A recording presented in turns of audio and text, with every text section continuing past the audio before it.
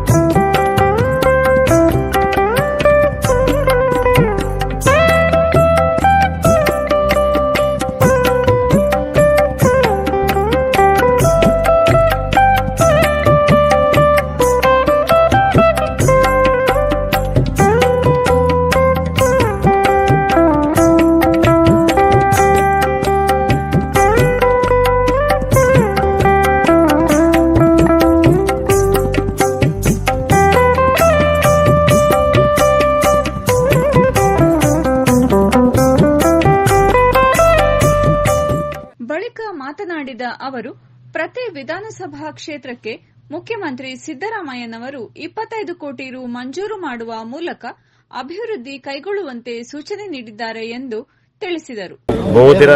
ಬಹುದಿನದ ಬೇಡಿಕೆ ಚಿಕ್ಕೋಜ ಮತ್ತೆ ಹಿರೇಗೋಜ ಮಧ್ಯೆ ಈ ರಸ್ತೆ ತುಂಬಾ ಹಾಳಾಗಿ, ಇದು ಕೇವಲ ಚಿಕ್ಕೋಜ ಹಿರೇಗೋಜದವ್ರು ಮಾತ್ರ ಈ ರಸ್ತೆಯಲ್ಲಿ ಓಡಾಡಲ್ಲ.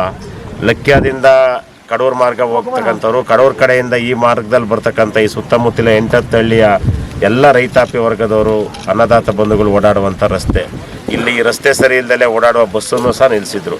ಹಾಗಾಗಿ ಈ ರಸ್ತೆಗೆ ಇವತ್ತು ನಾನು ಸನ್ಮಾನ್ಯ ನಮ್ಮ ಮುಖ್ಯಮಂತ್ರಿಗಳಾಗಿರ್ತಕ್ಕಂಥ ಸನ್ಮಾನ್ಯ ಸಿದ್ದರಾಮಯ್ಯನವರು ಮತ್ತು ಉಪಮುಖ್ಯಮಂತ್ರಿಯಾದ ಡಿ ಕೆ ಶಿವಕುಮಾರ್ ಅವರ ನೇತೃತ್ವದಲ್ಲಿರ್ತಕ್ಕಂಥ ನಮ್ಮ ಸರ್ಕಾರ 5 ಗ್ಯಾರಂಟಿಗಳನ್ನು ಜಾರಿಗೊಳಿಸಿದಂಥ ಸಂದರ್ಭದಲ್ಲಿ ಒಂದಷ್ಟು ಜನ ಇವರು 5 ಗ್ಯಾರಂಟಿನ ಜಾರಿಗೊಳಿಸಲ್ಲ ಅಂತ ಫಸ್ಟು ಆಡ್ಕೊಂಡ್ರು. ಆದರೆ ನಮ್ಮ ಮುಖ್ಯಮಂತ್ರಿಗಳು 5 ಗ್ಯಾರಂಟಿನ ಅಧಿಕಾರಕ್ಕೆ ಬಂದ 6 ತಿಂಗಳೊಳಗಡೆ 5 ಗ್ಯಾರಂಟಿನೂ ಜಾರಿಗೊಳಿಸಿದರು.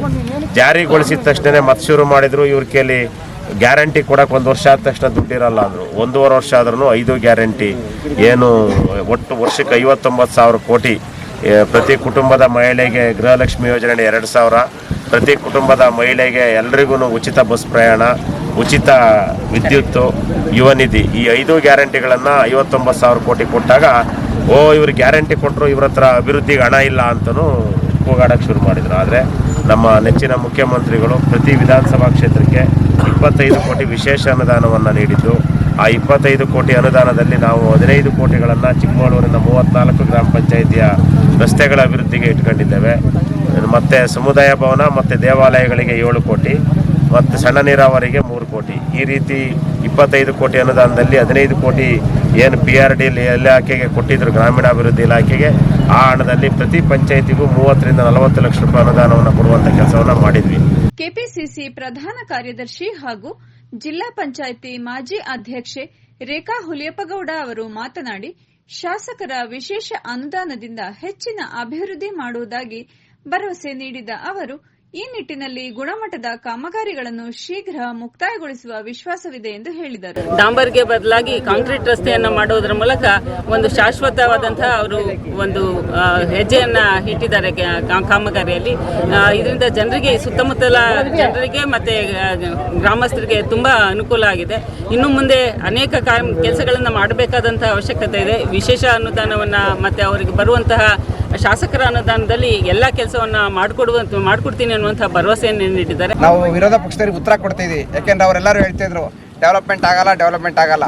ಇವತ್ತು ನೋಡ್ತಾ ಇದ್ರಿ ನೀವು, ನಾವು ಚಿಕ್ಕಮಗಳೂರಲ್ಲಿ ಎಲ್ಲ ಕಡೆನೂ ಸಹ ನಮ್ಮ ಶಾಸಕರ ನೇತೃತ್ವದಲ್ಲಿ ಏನು ರಸ್ತೆಗಳು ಹಾಳಾಗಿರ್ಬೋದು, ದೇವಸ್ಥಾನಗಳಿಗಿರ್ಬೋದು ಮತ್ತು ಸಮುದಾಯ ಭವನಗಳಿಗೆ ಎಲ್ಲದಕ್ಕೂ ಸಹ ಹಣವನ್ನು ಕೊಡೋದ್ರ ಮುಖಾಂತರ ಮತ್ತು ಮುಂದಿನ ದಿನಗಳಲ್ಲಿ ಹೆಚ್ಚು ಅನುದಾನವನ್ನು ತರೋದ್ರ ಮುಖಾಂತರ ನಾವು ಅಭಿವೃದ್ಧಿಗೂ ಸಹ ಮುಂದೆ ಇದ್ದೇವೆ ಅನ್ನೋದನ್ನು ನಾವು ಇವತ್ತು ತೋರಿಸ್ತಾ ಇದ್ದೀವಿ.